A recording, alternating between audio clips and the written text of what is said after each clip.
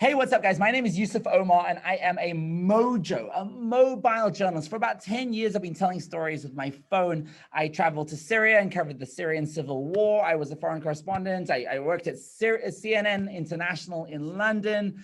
And for the last 2 years, we've started an organization called #OurStories. And what we do is we train communities all over the world how to tell stories with phones and even with wearable cameras that have got cameras on either side. And we curate that into shows, and our shows reach large audiences. We reached over 1 billion views last year. We've got an audience of over 1.2 million people. And all the stories that we tell and all the shows that we create are about people that are positively changing the world. It's what we call constructive journalism or solutions-based storytelling. Here's a problem in society, and here's somebody making it better. I want to talk to you guys about two main things today. One, we recently finished shooting a show during COVID called First Person, and we learned 5 core ways that people are keeping the hope alive. Despite it being a real bummer of a year, there are amazing innovators that are doing amazing things at keeping the hope alive and keeping that positivity. And we learned 5 core lessons from them that I want to share with you.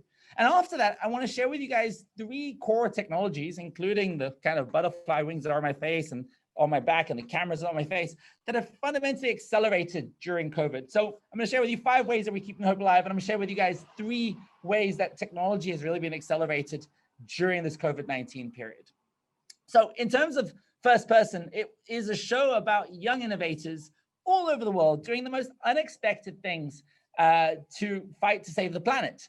And we filmed it first person style with wearable cameras. We shipped these all over the world, especially to places I couldn't travel to during COVID.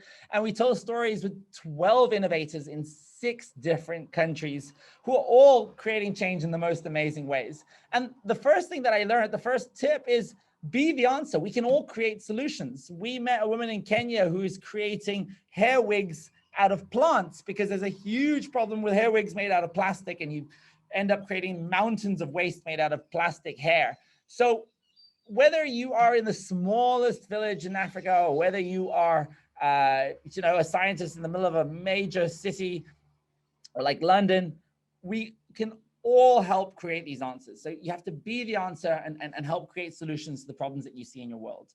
The second thing that we learned while shooting the show is that even the grossest things can be beautiful.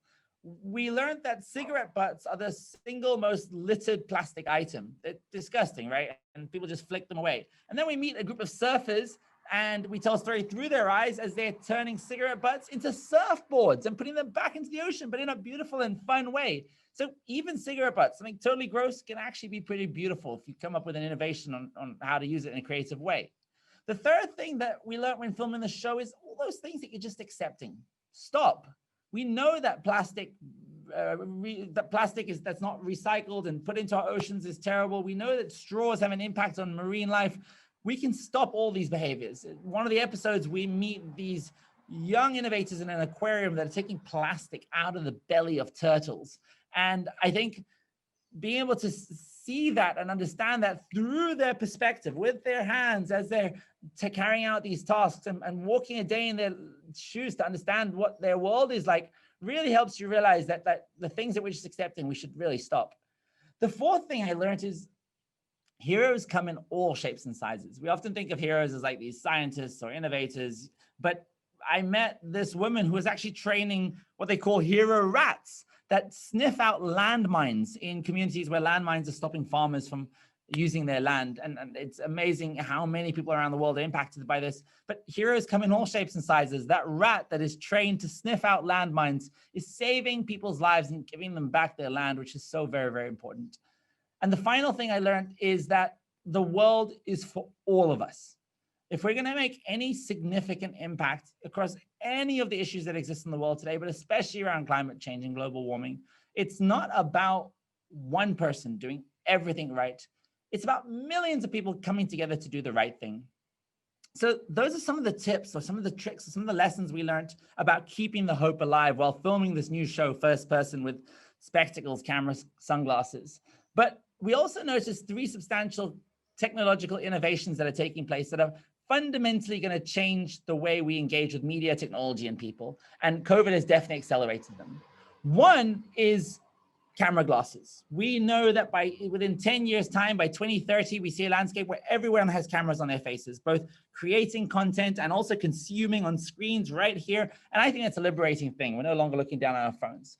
During COVID-19, it was difficult for us to travel, get cameras out to tell stories around the world. We were able to ship camera glasses to communities and tell stories through their eyes. And it enabled them to be part of the story, engaging with it, seeing both of their hands, not detached from the story, and still tell that story. And it also decentralized the storytelling process. The camera wasn't pointing in on them, they were pointing out at the world. So wearable technology was certainly accelerated over the last few months, and we expect that trajectory to continue over the next few years. The second thing is augmented reality. I'm wearing these wings on me right now. It was such a powerful technology during COVID-19 because one, it enabled me to teleport to places that I couldn't travel to and put myself in unusual locations. Two, it created new forms of engaging with audiences. Instead of just likes and shares and comments, we could send them augmented reality lenses where they could swipe up into their camera and put a cap on their head or put tattoos on their face or any kind of experience which they could then share with their friends, put planets flying around them. So we believe that augmented reality is becoming a really interesting new technology that changes the way that people engage with their content. And also, if you're doing developmental work, provides them with stimulus in order to be able to create interesting conversations. We did this lens, for example, with the United Nations, and it talked about all these various questions about how we can keep marginalized communities safe and provide all of that instructions through augmented reality. Have you ever felt excluded? So we think that augmented reality is only going to be accelerated by COVID-19 and beyond, and we should look at camera-based experiences that enable communities around the world to tell stories. And finally, the third major technological advancement has been the curation of user-generated content. In the past, we regarded people's mobile footage as, shaky, handheld, stuff that was secondary for many media organizations. But during COVID-19, at a time where people couldn't get to the hospitals, couldn't get to the front lines, and couldn't deploy correspondents around the world, newsrooms around the world have realized that they can curate professional quality user-generated content from people's mobile phones. So I think curation is the third major theme that we see in terms of technological improvements through COVID-19 and the way we interact with media.